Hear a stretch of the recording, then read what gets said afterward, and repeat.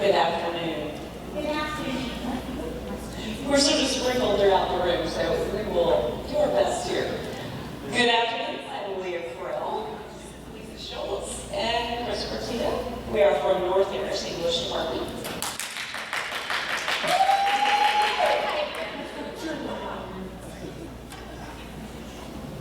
So we just wanted to spend a little time today talking about how our department makes decisions about the format and structure of our co-requisites. Talk a little bit about how those worked instructionally, and leave some time at the end for questions. Okay. So we set up two slightly different formulas for our 0119 course design and our 0219 course design. Yeah, let's start there.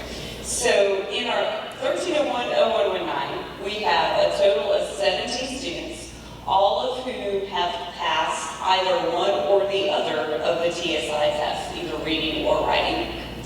That is a 64-hour course. It is taught by the same instructor.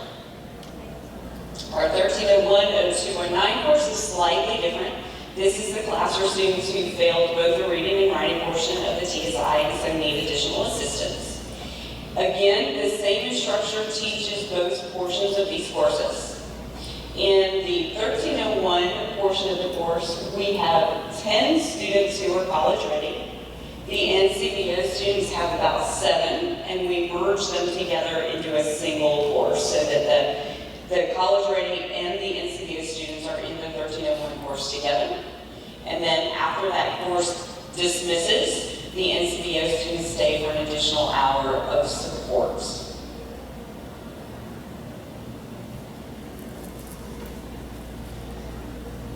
So we designed the combined 1301 and 0119 courses as a regular 1301 course with additional assignments designed to reinforce reading and writing skills.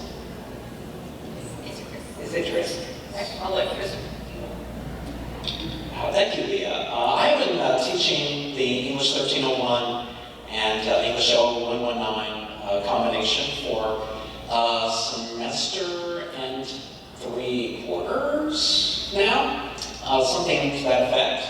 And early on my campus, we decided to design this course so it functions as one class.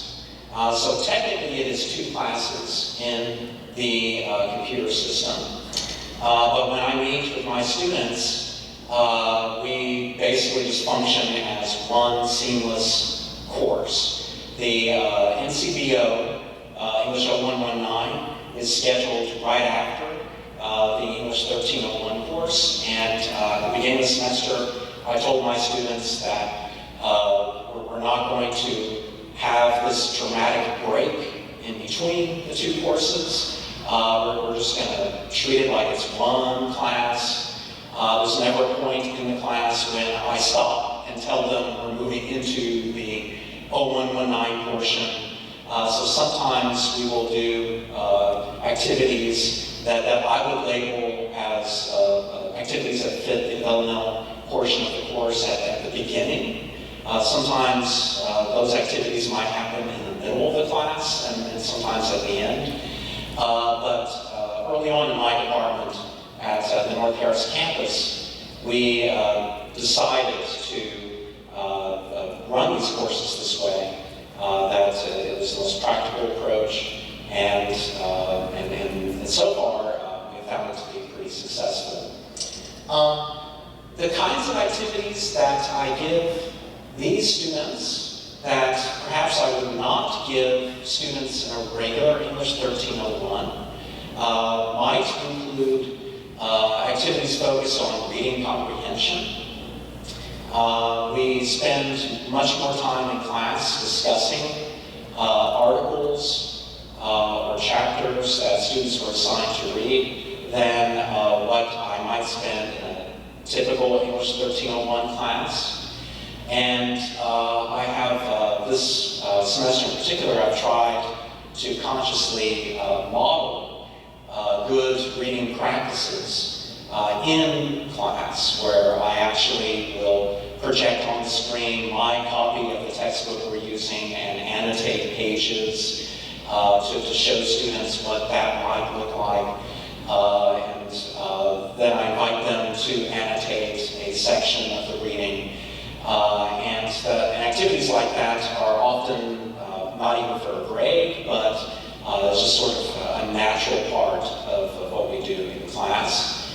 I also noticed that I spend a great deal more time in these classes discussing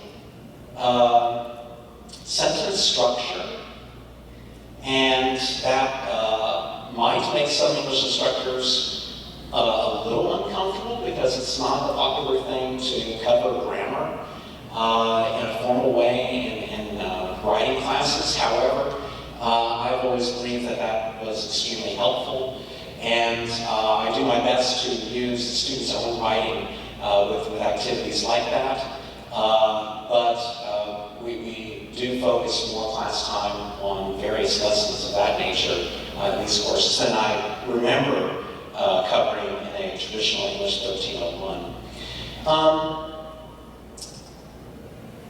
I added here in this presentation kind of a breakdown of how I determined the students' grades for the English 1301 course and the NCBO English 0119 course. And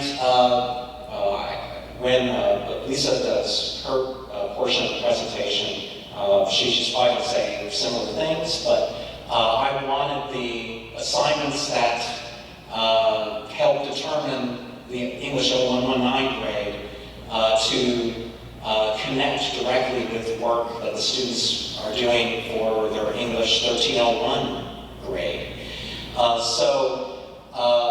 For my 1301, I have daily assignments, essay assignments. There are special project assignments that I've given the students. And those project assignments, they have various tasks to do involving both reading and writing skills.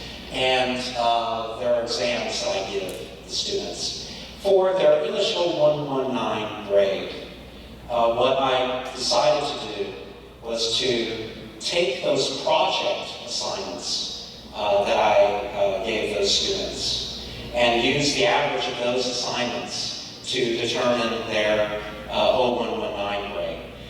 In the fall semester, I felt that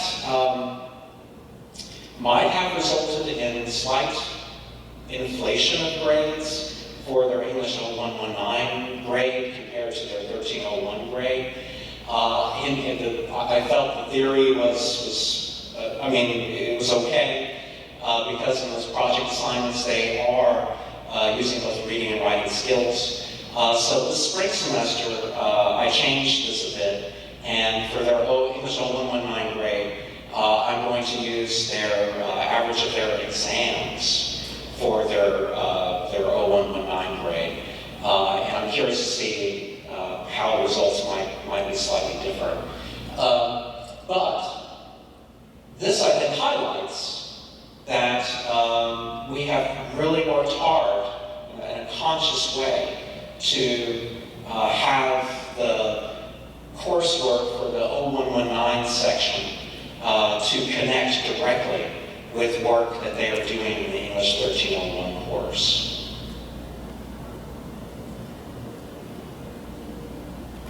Okay, and now let's just talk about English 0219.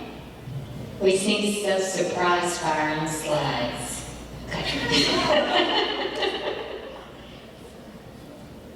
Okay, the English 1301, 0219. 0219 is a little more complicated. Okay.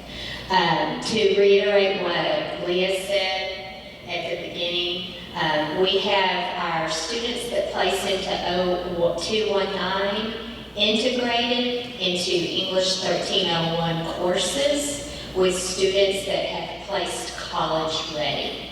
Okay, to reinforce the rationale for that is that we want our students that need a lot of extra assistance to be in the same classroom with students that are college ready. We think that makes for a really good dynamic. To remind you how that works, they all go to an English 1301 course together. They don't wear different colored hats or vests. They all look alike. And to a large extent, their skills are actually somewhat similar. Then after the English 1301, the students that are enrolled in NCBO have a second course. So unlike Chris's model, there is a hard break. Okay.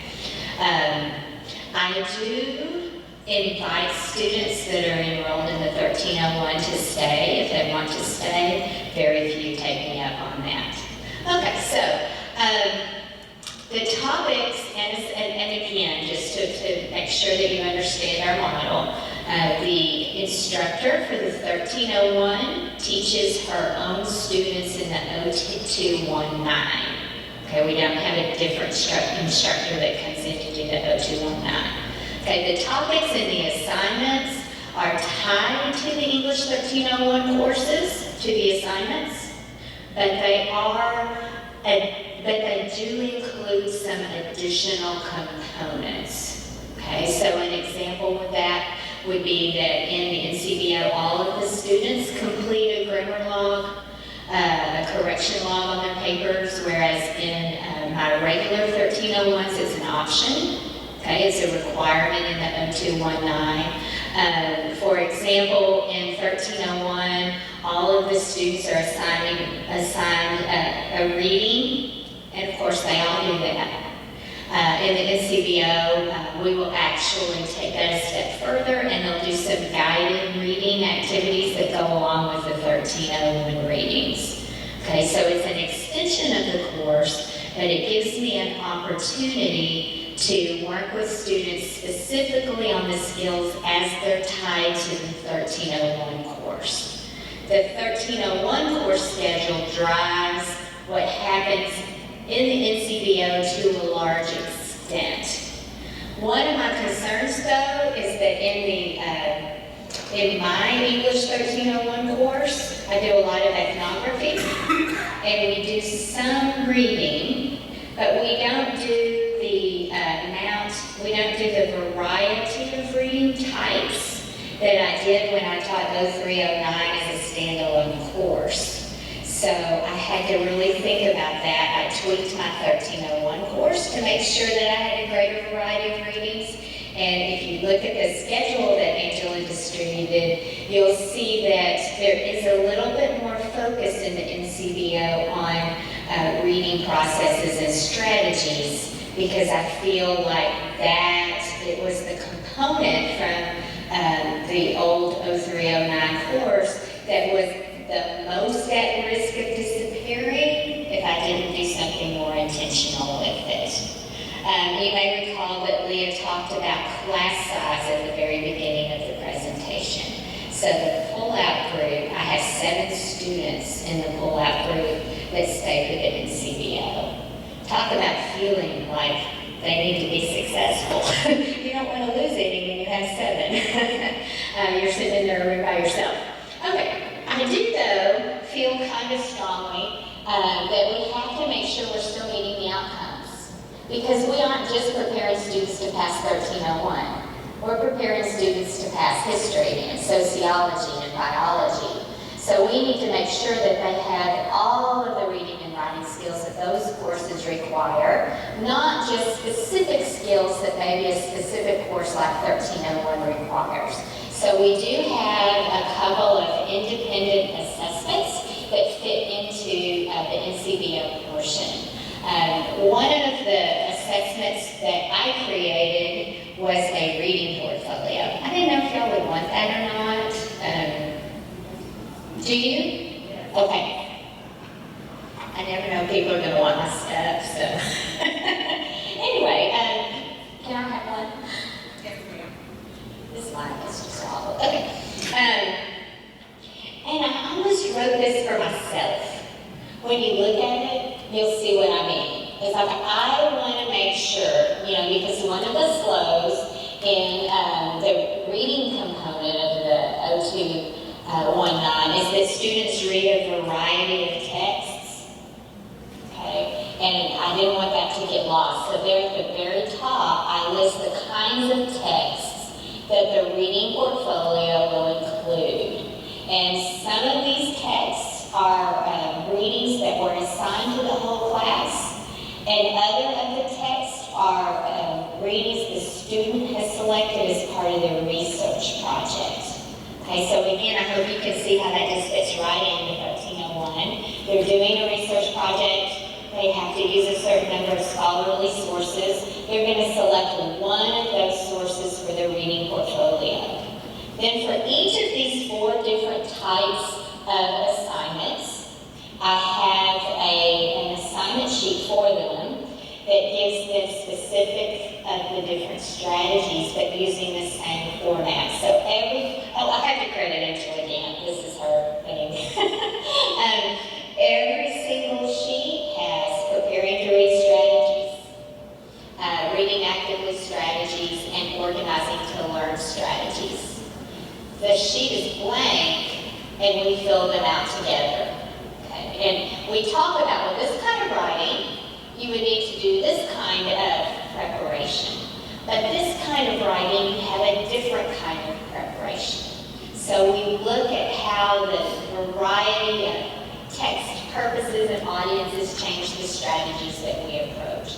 So for their portfolio, they have to actually articulate the pre and the reading actively and the organizing to learn strategies that they're using, and then they have to actually use the strategies.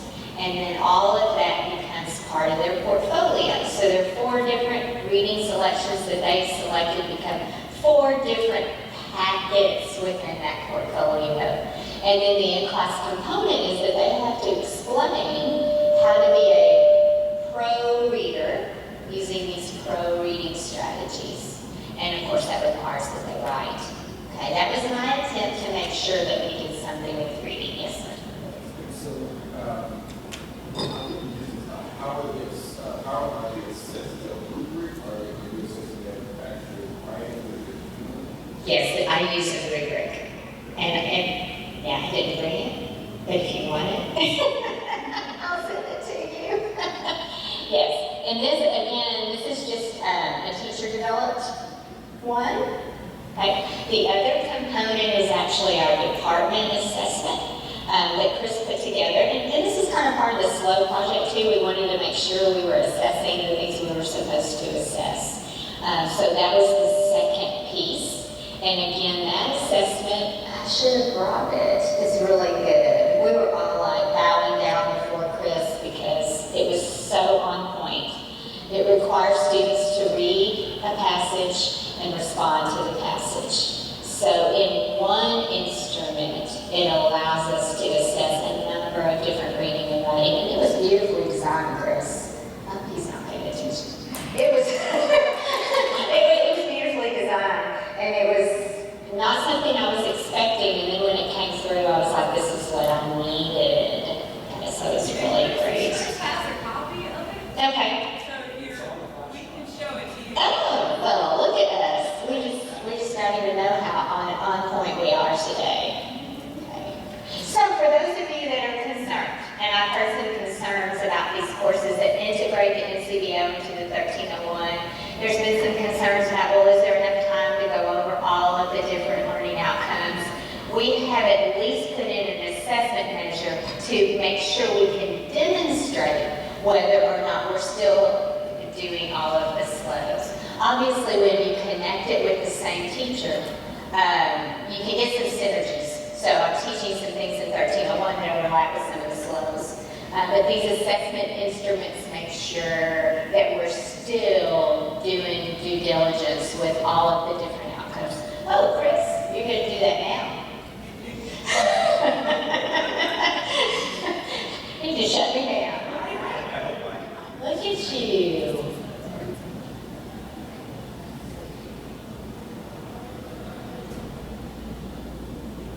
And these, of course, were the SLOWs that we were supposed to evaluate this year.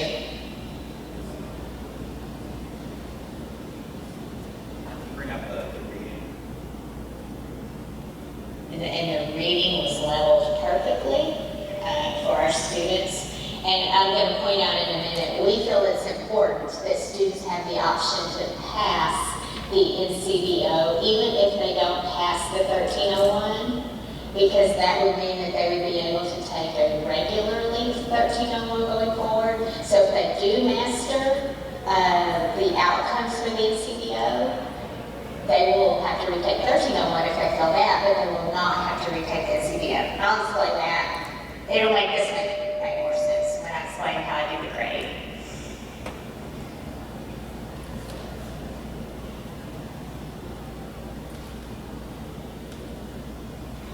So now we're going back. Okay. There we are. Okay. So, of course, there are two separate courses. So students get two separate grades. So we spent a month trying to figure out all the different ways this could be awkward. Okay, so what if you have a student that fails the NCBO but passes the 1301, or they pass the 1301 and they fail the NCBO, and it just all seemed a little messy. We also felt like some students might make a lot of progress and they might meet the pre-college outcomes, but maybe they still don't pass the 1301. So we're trying to figure out what we gotta do. All right. So here's what I did this time. And I may change it next time. This is my first run at it. All right. So for the first assignment that demonstrates primarily their writing skills, they can, I took one grade, either the midterm writing sample from 1301 or the final. And then after we did the assessment that Chris developed, I let them count that also. So I choose one of those.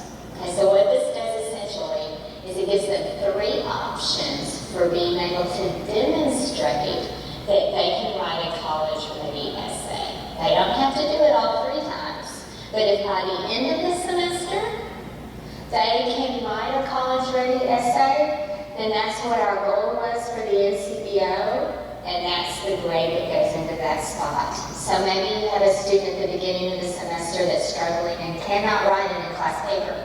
Okay, that's very common. And you work with them and you let them practice. You give them another chance. If they can do it by the end, okay, then that's good. All right, the next part is the reading portfolio, which has an instructor rubric, and that demonstrates that students know how to apply reading and reading strategies to a variety of texts that have different authors and purposes. And then 30% of the grade is their in-class assignments and participation. For some reason, I did not include the attendance policy, but it has a very strict attendance policy. If you stop attending, if you have more than 4 absences, you're dropped from both the NCBO and the 1301. And I only dropped 1 student. I only had 1 student that stopped coming. And she really stopped coming on day 3. So I don't count that against myself. So anyway, and then come and they do.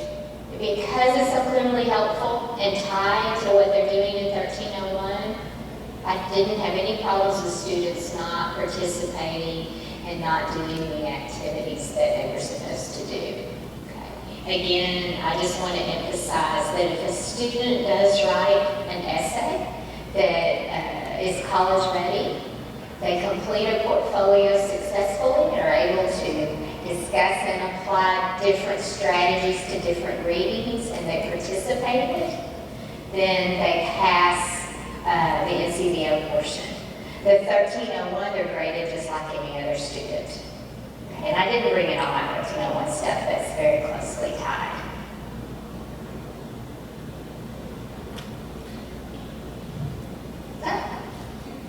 So that's the end of 0210. And I'm going to give it back to Leah. She's going to talk a little bit about our scale. We have a lot of students. She's going to talk about that.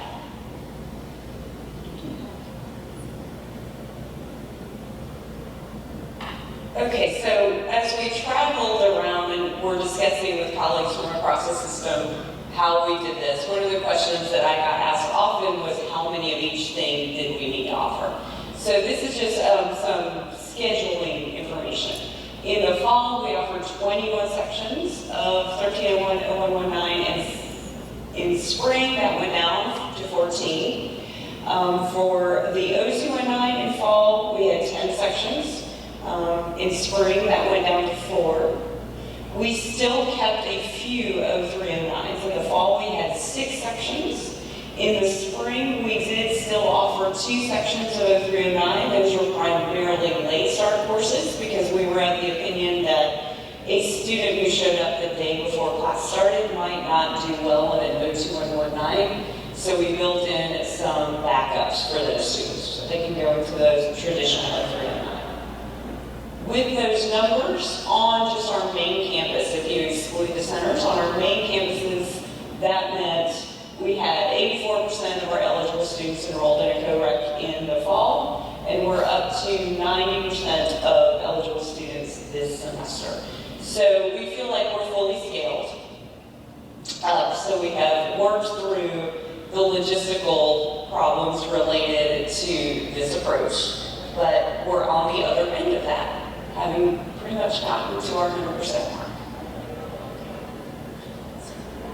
Any questions?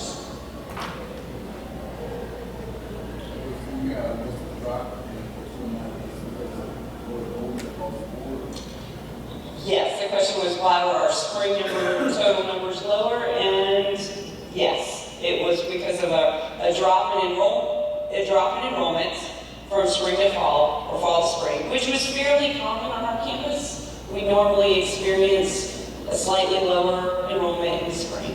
And then of course we had to plan for an increased enrollment in 1302, which we did see as well. So we had success rates in spring, in fall, in the co-recs, which meant there were more students prepared for 1302 in spring. So we had to kind of balance those out. It was a guessing game this time around. One of the things we did find very preliminary data though is a sizable difference in our success complete over success enrolled numbers. So for fall, in our O119, we had an 80% success rate among completers, but only a 71% success rate among enrolled, total enrolled. So we're seeing in O119 about an 8.5% difference in those two numbers between success complete and success enrolled. That number jumps to 14.5% difference in the O219 level. So that implies to us, or suggests to us, that if we can get students to stay until the end of the semester, they will be successful in these courses. But we do need to look at ways to increase retention, as our keynote speaker mentioned earlier today. But it does not appear, our preliminary findings suggest that it's not curriculum and instruction, it's the other things that are impeding their success and leading to their dropping.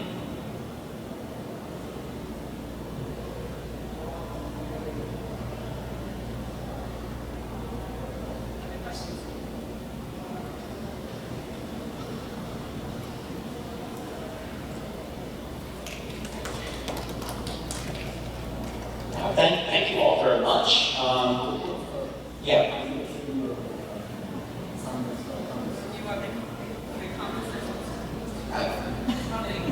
Oh, okay. We have a microphone. Oh, you were going to show your common assessment, I believe? Oh, you want me to bring it back? Yeah, I can put it back on the screen. Oh, yeah. Well, I can provide copies of it. That might be a better way to share. So if you wish to email either of us, my email address is in the system is John C. Arteta at lonestar.edu. I know everybody calls me Chris, but my first name is John. My middle name is Christopher. I never want to go through the trouble of having my email changed in the system. So anyway, but if you want to email me, I'm more than happy to share copies of the assessment that we used in the fall semester. So I'm just curious, are you guys all in the same schools? Have y'all integrated the NCBO into the 1301, or are you guys teaching it separately? It's a credit team, so y'all are doing the same. I know there's a couple of schools that have a separate, and so y'all are doing the same. What do y'all think? I would add one thing quickly.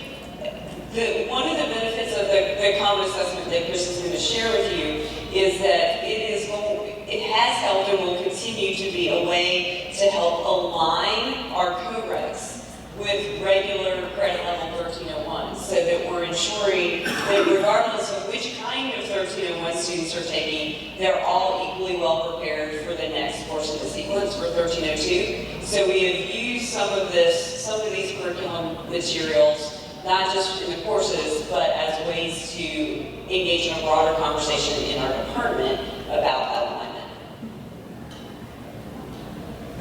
I find it interesting that you have the traditional out model for the 219.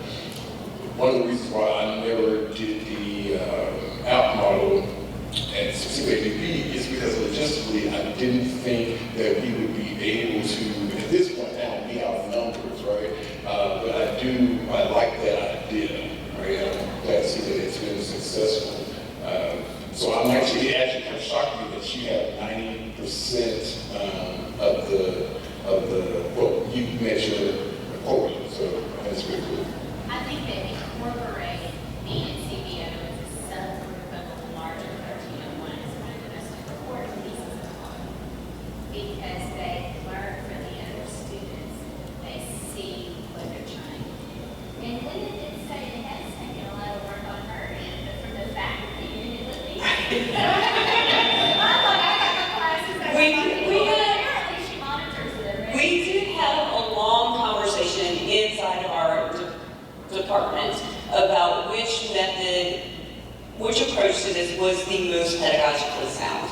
And we kept coming back to the ALF, this kind of program. We made a concession due to logistics, expense, just because of our sheer numbers, to modify that approach in the 0119, but stick as true to the original ALF model as we could with our lower level students, with the 0219s.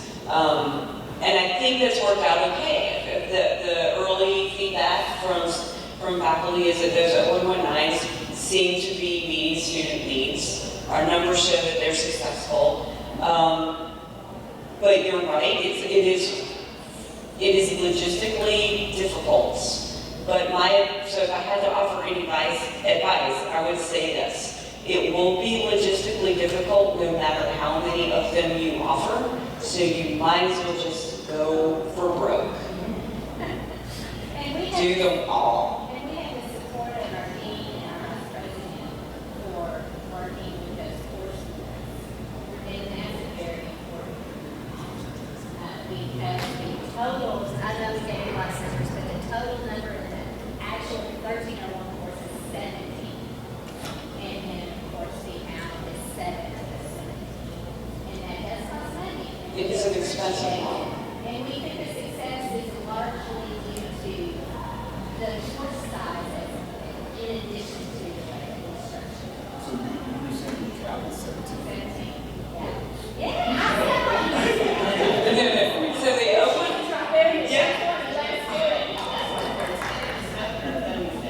You have 17 students. Yeah, I know. I said it a few times because I thought they all didn't quite get it. Yeah, 17. And then 7 are our students. But they have very deep needs. I was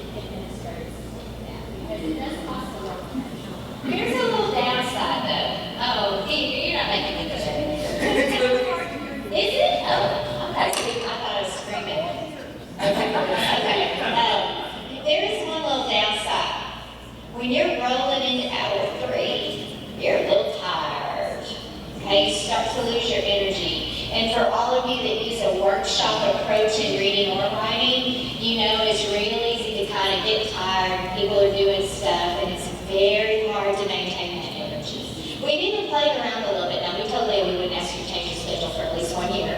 But we've been playing around with putting the NCBO hour before. And that way you can maintain your energy maybe a little better. I have a couple of colleagues, load-wise it gets tricky. I have a couple of colleagues that have taught 2 of the NCBO 1301s in 1 day. And that my poor colleague has snacks in her pockets. Because it's from 10 until 3, something like that. So it is teacher intensive, you're wiped out. But you're doing your student feedback there in class, so it has some advantages to students too. No one benefits from us on a Sunday night sitting in our house with our headphones on, listening to our music grading papers. We do it anyway because we're trained to do that. But here you have so much time in class to give students so much more and better feedback. But it's exhausting. As a matter of fact, Leah's been real good about recognizing that, and she rotates it. So if you do the 0219s one semester, you probably won't do it the next semester because you need a little break. This is hard work. It's hard physical work. And I think sometimes people forget how hard teaching is physically. We don't forget because we do it, and others forget. You guys, Steve. Oh my gosh. Oh my gosh, I was here on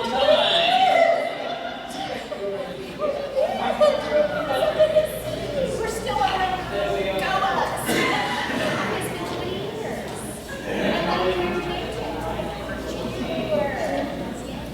I saw. So are you, is it Tom Ball? Y'all have a voices integrated or are they?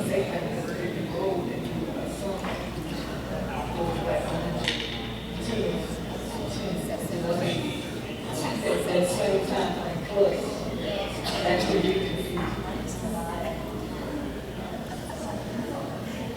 I had a whole new idea of what the environmental investors here. I think we ought to break out.